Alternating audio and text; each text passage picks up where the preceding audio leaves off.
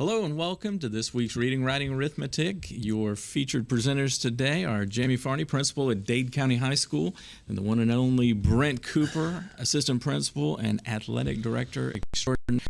Mr. Cooper, how you doing, sir? I'm doing well. We've had a lot going on, and man, so much to share with you guys. You would think that with the shutdown and everything that things would be pretty quiet around the high school, but I think it's just been as busy as ever, if not maybe more busy.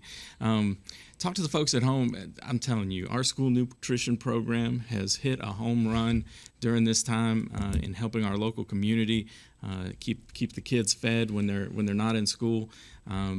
I have just been blown away. We've gone from 2 meals per delivery to 3 meals to now today. Talk to them about what we had today. I broke a sweat today. I don't know about you. But you and me both. I feel like I got my workout in this morning. Yes, sir.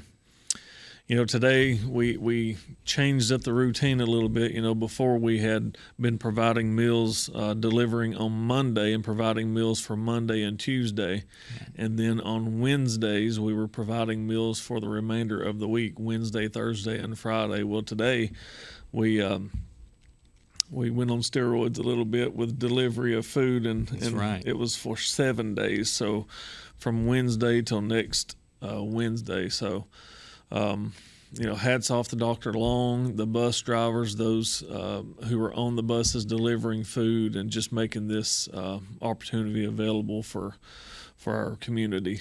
Yeah, some of our cafeteria workers, like especially the cafeteria managers, have worked as many as 60 hours. So, again, that's way more than they would in a normal week. They're coming in early, they're staying late. They've got trucks arriving on it seems like every day with fruits and vegetables and all kinds of stuff like that. And I tell you what, they have really outdone themselves. Usually when we're loading the buses, we've got these like kind of plastic grocery store bags, and each one has 2 or 3 meals in it. Today they were these large, old-fashioned paper bags with handles kind of attached at the top, and I don't think there was a square inch that wasn't covered with a bag in the entire cafeteria. We were setting 4 bags to a seat, and some of the buses were completely full. Yeah. I know Mr. Bell was taking 150 bags up to Davis, and you're right. We had them lining the floor and stacked in the seats. It was an undertaking. But anyway, so proud of them. This is easily going to put us over 65, maybe 70,000 meals prepared since we went on lockdown, and that total is just going to get higher. So it makes things a little easier and tougher at the same time. So those folks that are receiving those meals, make sure that you've got a wagon or something to get it back to the house, especially if you have multiple kids. And maybe more people will start picking up at the schools just because it's that much easier. We can load it into the trunk for them and kind of skip over all that. We had a little bit of an issue today with the paper bags getting a little soggy from the cartons of frozen drinks. Yeah. So anyway, we'll be working our way around that. But again, super proud of the entire school nutrition program. Like you said, the bus drivers, even the coaches that have come in and helped us just load and manage all that. So, cafeteria ladies were there, I think at 6:30 this morning, already filling bags. I drove by around the campus last week on Sunday afternoon, and the cafeteria ladies were here. Yeah. So, again, can't say enough about them, and we know that the community is thankful because they're continuing to take advantage of that, and that's what we like to see. So, hats off to them. Next thing I want to talk about is the big storm that we had. Mr. Cooper, one of his many hats that he wears is as facility director for the high school, and you were wearing that hat for a little longer than normal this past week. Yeah, John Smith has been working really hard, and he and I have worked together on just, filling our insurance claim with pictures and of the athletic facilities. If you drive into our campus, right away you can look at the baseball field and know something's not right because the scoreboard is about a 45-degree angle. Yep. The fence as well, the outfield fence where the windscreens were attached on the softball field and the baseball field are both laid down, and lots of damage. I would be guessing to give you a figure right now on about how much damage was done. I'm not in that business, so it's hard for me. I don't really know. I know hundreds of thousands. Yeah, I know that they initially started out with 100 to 200,000 estimate. You can see the picture on the screen there. That's the visitors dugout for softball. Right. And you can see it just lifted it up and flipped it right over. There's also some damage to the home side dugout. The fence, the outfield fence, like you said, it just kind of twisted up. It was pretty considerable. Press box roof. Yeah. The field house roof. You'll see tarps right now that are on there. I know a lot of people have had tornado damage recently, but we have tarps on several different of our buildings right now. Yeah, the latest number I heard was about $500,000 in damage. Of course, that'll get more and more refined and maybe lower or higher than that. But, to start out at what we thought was going to be 100 to 200 and go up to 500, that's pretty considerable. Yeah. I think the more they looked, the more they saw. There was also issues with the roof over the gym at the high school. There's this rubber membrane that goes across the top of it, and there were some protrusions up underneath there. I think they're going to end up having to take that all apart and do it. And so I think that was where a lion's share of that money came into play. But yeah, we were lucky that there wasn't any more damage, and we were so thankful to hear that the folks in the community didn't, obviously we're still kind of picking up the pieces, but thankfully it wasn't nearly anything like what we saw in 2011. Right. Although it did follow the same path, didn't it? Mm-hmm. At least it looked like it. Yeah. So the timeline on that, obviously, it's good that the kids are out because that lets us get started on that right away. They're going to be redoing the roofs in the county office building as well. Lots of ceiling tiles blown off there too. So anyway, just give you a quick update on that. Really, the other schools pretty much escaped unscathed. Yeah, we checked all of our facilities inside the school and didn't find any damage. Mainly our athletic facilities and, like you said, the county office. Shingles and things like that. Few trees down, but nothing major. The most major was the picture that we just shared with you, the visitors dugout. It's half there, so that's about as major as we got around our athletic facilities. Yeah. I think it'll end up being fine. I was surprised with that outfield sign at the baseball stadium. That was brand new, and it's on some sturdy pillars there. Yeah. And that thing, when it was laid over, we knew that it was pretty serious winds. Just as an interesting aside, we were looking at the security cameras, and at this time, like it was early the next morning, and we were watching it, and at that time, the people were telling us that it was only straight line winds, and we were watching one particular camera. You see the rain coming down straight, and then it kind of goes sideways, and then all of a sudden you see it start to twist, rotational, and then the cameras went out. So we knew that there wasn't straight line winds only. There was a little something extra there. So it was the EF1. Again, we dodged the bullet that it wasn't much worse, and thankful for that. And I'll tell you this, just a shout out to the whole community there. Coming down the mountain that morning, there was already teams of people, chainsaws, people not asking for money, just how can I help?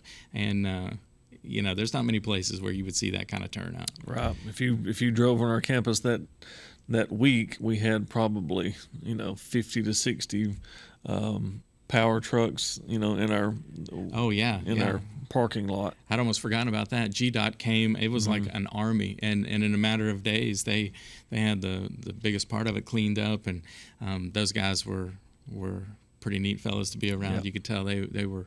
This wasn't their first rodeo. Well, that's all we wanted to cover in the first segment. We're going to take a quick commercial break now that we've talked about the storm damage and about the meal distribution. Hope you'll join us back here in just a minute. We'll share some more important information. Georgia Northwestern Technical College is now accepting applications for classes. We offer programs in business, health, industrial, and public service at 6 campus locations with financial aid options as well. Take day, evening, or online classes to get your degree, diploma, or certificate. Apply now. Drop by one of our campuses today or check us out at gntc.edu. Georgia Northwestern Technical College. Rising Fawn Hardware is your place for all your gardening needs. Seeds, onion sets, cabbage, strawberry plants, and more. A complete line of home hardware items, too. Everything for the house, including plumbing, hardware, and metal roofs. Plus, Rising Fawn Hardware has everything you need for your livestock, including name brands like Nutria, Tucker, and Faithway. Always with a hometown atmosphere, it's Rising Fawn Hardware. 4300 Highway 11 South in Rising Fawn. Open 8 in the morning till 6 at night, Monday, Tuesday, Thursday, and Friday, and 8 to noon on Wednesday. Even open on Saturday from 8 until 4. Rising Fawn Hardware. A small bank with big service. Citizens Bank and Trust, offering a wide range of services, including online banking. Pay your bills, manage your account anytime, 24 hours a day. Your account balance is only a phone call away as well at 657-1234. Or visit our convenient locations. Lookout Mountain, Georgia, Higdon, Alabama, on our main branch on Highway 11 in Trenton. Citizens Bank and Trust, 657-5678. A community bank that believes in the community. Citizens Bank and Trust. Member FDIC, Equal Housing Lender. Looking around your home thinking it may be time for a new look? Let Comfort Gallery in Kimball help you make perfect choices for every room in your home. Living room, bedroom, dining room suites from all the major furniture manufacturers. If we don't have what you need in the store, browse our full color interactive kiosk to find exactly what you need. And don't forget a new mattress set. After all, sleeping well makes everything better. At Comfort Gallery, we offer free delivery and setup, 1 year free layaway, and 6 and 12 months, same as cash. Comfort Gallery, 780 Main Street, 1 mile north of I-24, exit 152A in Kimball, Tennessee. Gigabit Internet residential service is now available to customers of the North Alabama Electric Co-op with NAEC Fiber in Jackson and Marshall County. Residential gig service is now available for only $79.95. Call today to have your gig service installed at 256-437-5000. High-speed fiber residential gig internet service now available to customers of the North Alabama Electric Co-op with NAEC Fiber. Business and commercial customers can get gig service too. Call for pricing 256-437-5000. Gig service from North Alabama Electric Co-op. 256-437-5000.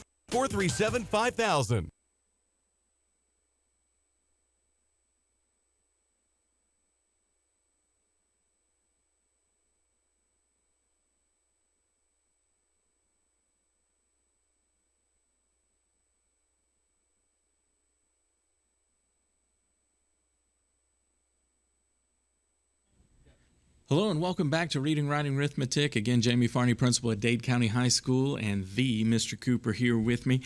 We've already talked about the storm damage and the school nutrition program, how they have just been knocking it out of the park. We are so thankful for them, and again, we're thankful that we dodged a bigger bullet when it came to the storm damage. I know people in East Brainerd, and I mean, it looked like war. But anyway, so we're going to switch gears a little bit. I know that with this time of the year and the shutdown and everything, people have a lot of questions about what's going on. I think I've probably been asked 300 times what's going to happen with graduation, what's going to happen with prom, all those kinds of things. And the good news is, literally since the first day we were out, we started thinking about those things. We have incorporated kids in the mix, community members, and we've got a lot of great things coming up that we're excited to talk about. Not the least of which is the recognizing our spring athletes. Obviously, they didn't get to complete their seasons. Baseball was off to a great start. Soccer was doing good. You know, it had momentum, and then everybody, you know, turned out the lights. So talk to them about what we're going to do to recognize those seniors. Yeah, I'm just thinking about those seniors and their seasons having to be immediately canceled. You know, my heart goes out to them. But we are trying to do some special things for those 28 senior athletes who were involved in, anything from fishing to tennis to soccer to baseball, golf as well. And those 28 seniors, be on the lookout. We were hoping to get this up a week or two ago, thanks to Andy Kidd, who provided the 40 by 30, I believe it was, pole banners. You've probably seen this on Facebook, a little project that, several people throughout the nation are doing to recognize spring athletes. We're going to have 14 street poles, probably somewhere along the main street heading up to the square, that will hang a 40 by 30 banner. that I have a casual shot of the senior. It will say their name, Dade County Wolverines, and will show the sport that they participated in. And so be on the lookout for those. Again, we were going to have those a week or so ago, but with the tornado damage and the cleanup that the city's having to do for that, it's kind of postponed that. So we're shooting for, hopefully, the week of our graduation celebration, which you'll be talking about a little bit here in the next segment. But, some people, parents, coaches have asked me, what are we doing for senior athletes? They didn't get to have a senior night. So we do have something planned for that as well, probably coming in June. So as soon as we can get the details ironed out on that, I will be in touch with the coaches, and coaches will be in touch with their athletes to let you know what we're going to do for the senior athletes. Yeah, their seasons may be over, but we're not done with them yet. Right. So we're looking forward to kind of celebrating them. And all of our seniors. Mr. Cooper mentioned just a minute ago our graduation celebration that's going to be on May 22nd, which was the original date that we had for graduation. And obviously with COVID-19, coronavirus, whatever we want to call it, it's obviously put a kink in those plans. This is one of those things that we started very early on. Amanda Clark, our school counselor, had the idea of reaching out to the Wilderness Drive-In to a fellow out there named Don Marshall, who has been an absolute pleasure to work with. And so 9 p.m. is when it gets dark, and we all know that you got to have it dark outside for the drive-in. And we are going to have a senior celebration. We're putting together, at this point, we're looking at maybe an hour and a half long presentation. For the folks at home that don't know, we have this is not hyperbole, this is not an exaggeration.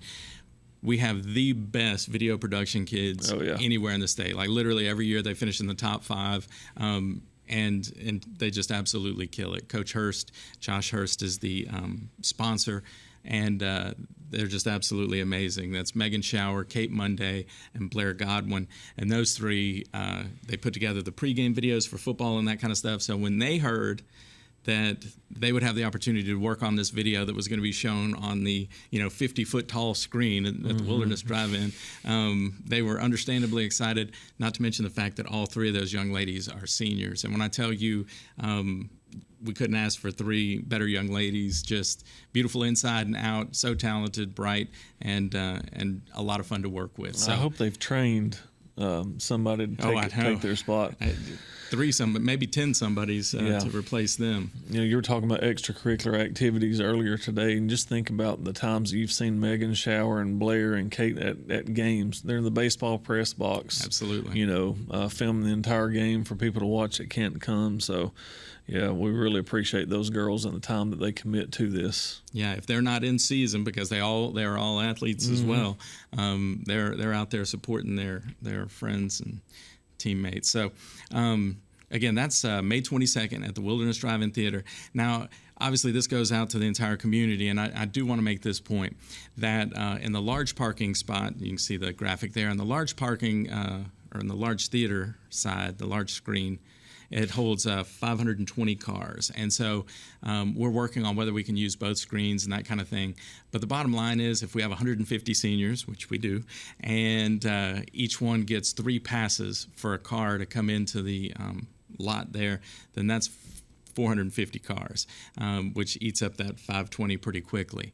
We also have to look at maybe having to social distance in between cars, like maybe skipping every third parking slot, so that when people pull out their lawn chairs and stuff like that, they've got a little room to work with.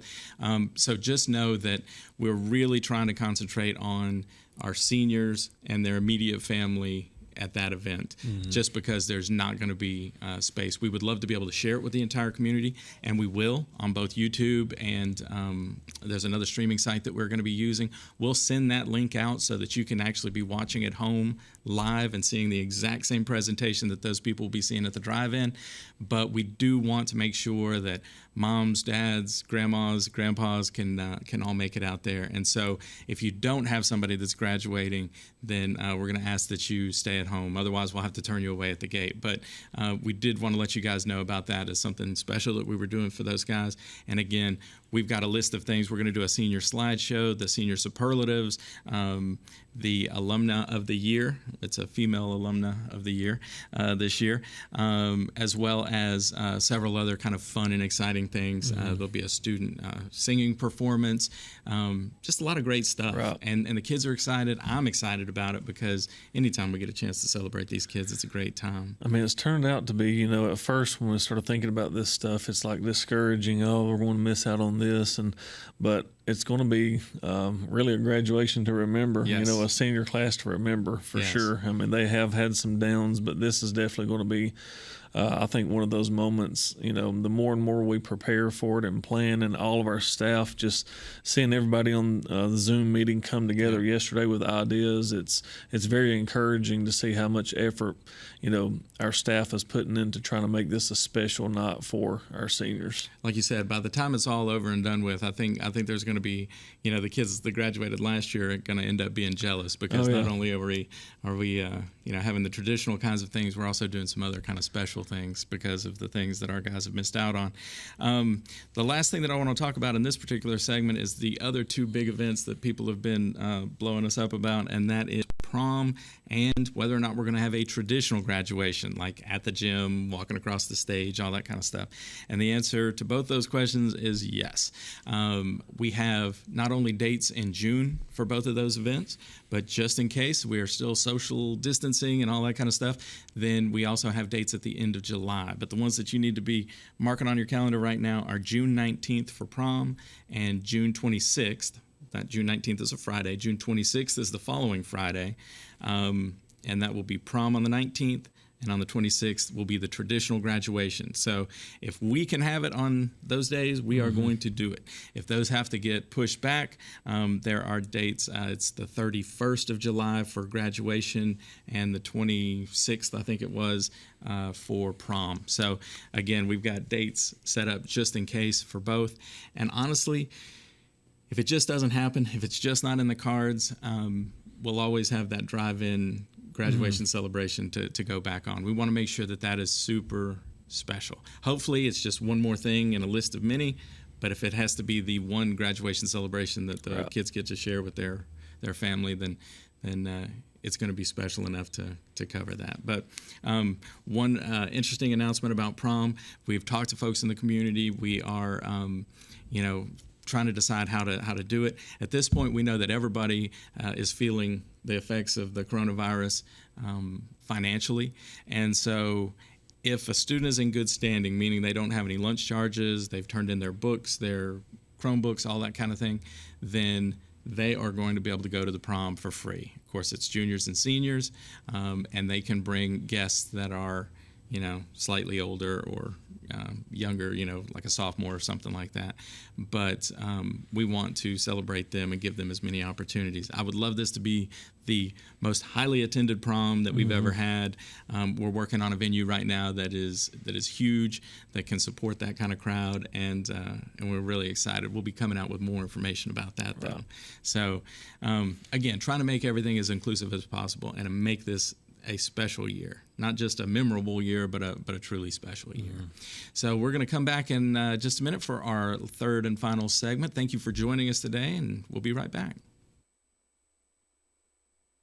The Moore family name has built a legacy of trust, compassion, and peace of mind by standing with families during time of loss. Now in our 70th year, the Moore family commitment grows even stronger, from affordable, traditional services to cremation.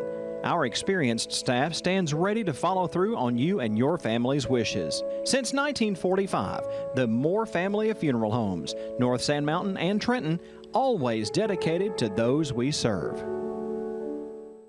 When you or a loved one is facing a life-limiting illness, hospice care may be the answer. At Tapestry Hospice, the patient is the focus of our care. We are here to serve you and facilitate your wishes. Tapestry caregivers are concerned with managing your pain, keeping you in touch with your physician, and helping you make plans for the future. Hospice is life-affirming, and Tapestry Hospice can help you deal with all aspects of life, mind, body, and soul. Call Tapestry Hospice for more information. 706-383-8812. That's 706-383-8812. Tapestry Hospice. Redefining hope. Come hungry and leave satisfied at Cloud's Pizza, Highway 71 in Higdon. Cloud's Pizza uses only the freshest ingredients, and we hand toss our own pizza dough. Our pizzas are made from scratch when you order, so they're always fresh. And don't forget about our famous Sand Mountain cheese sticks. You can eat from the daily buffet or try a mouth-watering hamburger or cheeseburger. Come see your friends at Cloud's Pizza, Highway 71 in Higdon, and never leave hungry. Call ahead at 597-3100 for Cloud's Pizza. Visit us on Facebook at Cloud's Pizza and more. Come see us at Cloud's Pizza. When you need a licensed plumber, call Stacy Ledwell and the staff at Mr. Rooter in Scottsboro. Mr. Rooter provides your home or business with advanced solutions using high-tech equipment. Our commitment to customer satisfaction shines through in our personalized service. When you schedule an appointment, our professionals will dedicate time to explain the work that has to be done. Our staff will give you upfront pricing, so you'll know exactly what's involved before any work begins. We even pump septic tanks and do new construction on houses. Fully licensed, bonded, and insured, Mr. Rooter in Scottsboro. Call Stacy Ledwell today to set up an appointment at 256-574-4710. Tennessee Valley Net, your local provider of fiber optic high-speed internet, TV with over 200 digital channels available, and phone service with lots of extras. Fiber optics from TVN is expanding to many areas. Call and see if TVN is available in your area. 706-657-4367 or log on at tvn.net today. Bundle and save on fiber optic high-speed internet, digital TV, and phone service, all from Tennessee Valley Net. 706-657-4367. Online at tvn.net.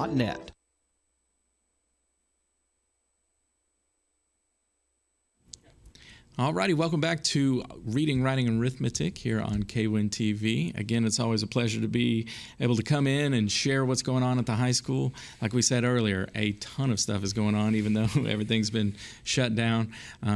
We haven't measured the distance between us yet, but we're going with 6 feet. At this point, if Mr. Cooper has it, then I've got it. So especially after loading those buses, we did our best, but that was a lot of food to move. It was. Several housekeeping things that we want to talk about with these last few minutes in the show today. Again, we're wrapping up the school year. The scheduled end of the school year was May 22nd. That's when the kids were going to graduate and all that. And again, the drive-in theater will be hosting us at 9 p.m. So again, we hope that all our seniors can make it out for that. But we did want to point out that we have moved up the official end date of the school year from the 22nd to the 15th. Now, one of the major reasons behind that is so that teachers can get all the grading and stuff like that done, but also so that we can take care of those housekeeping things like making sure the students bring back the Chromebooks that they've borrowed and things like that. We probably have around 150, would you say, Chromebooks out? Easily. Yeah. And so we need to make sure that we get that technology back so that we can use it in future years. Textbooks, all those kinds of things. I know as athletic director, you want to remind our athletes. Yeah, spring uniforms, you can start bringing those in now. That's one of the things coaches really need to make sure, that next year's athletes have a uniform to wear. So don't hang on to those. You can bring those into Miss Meeks right there at the front or Miss Walden anytime this week, around 9 to 2 o'clock, somewhere in there. Yeah. And she'll box those up for you. Bring those in a Walmart plastic bag, whatever, when you bring them, because Miss Meeks will not be going through the contents of the bag. And make sure they're washed, because if you don't wash it and you put it in the Walmart bag, I've got stories. When I was a soccer coach, those guys. All right. Also, we've had a lot of questions about grades, and this is from the good doctor herself, Dr. Harris, how we're going to handle the end of the school year given all the craziness that the kids have been through. And here's how it's going to work. The end of the third 9 weeks happened right about the time that we left for the shutdown. The students' third 9 weeks grade, that was their report card grade at the midpoint of the semester, is going to be the student's final grade with one exception. That is, if the student had a 65 or a 57 or some grade that was not passing, they have the ability to improve that grade. And the best place for them to start with that is to reach out to their classroom teacher with an email or through the Remind app and make sure that they've got a list of those things that they can turn in. So really we want to take the time that we have left, the next couple of weeks, to backfill those grades, to make sure that if you weren't passing at the end of the third 9 weeks, that you've got an opportunity to improve that. Same also applies if a student had a 75. They were sitting on a C and they'd really like to push it up to a B because they're going for the Hope Scholarship or something like that. reach out to your teacher, and they will help you backfill those grades in, because we don't want anybody to fail. However, there were kids who were failing as they went into it, and we've had some kids that have been ducking and dodging and not doing what they needed to do. So please take advantage of these last 2 weeks to make sure that nobody fails. I'm looking at the camera. I'm telling you guys, if you will go in, touch base with your teacher, and take care of business, you will pass the class. But you have to do something. We are not going to give anything to anybody just because we were on a shutdown. Okay? So you heard it here first. Trying to look over here, anything else? Again, that last week from the 15th through the 22nd is the time that we are expecting students and parents to be bringing by textbooks, Chromebooks, anything, whether it's a uniform, anything you might owe to the band, and to pay off any fines or fees and that kind of stuff as well. So that's just a great opportunity, just, again, to take care of that housekeeping. Right. Any last words from you, Mr. Cooper? When you said fees, as a reminder, lunch fees, Yes, we had a pretty extensive amount on that. So any of that stuff, that you're behind on, make sure you bring that up to date. Yep, and we can set up payments or anything else. We're definitely with you on this, and we'll work with you any way we can. Well, once again, guys, thank you for joining us today. Again, look out for the graduation ceremony on the 22nd, graduation on June 19th, prom on June 19th, and graduation on June 26th. Thank you for joining us. Take care.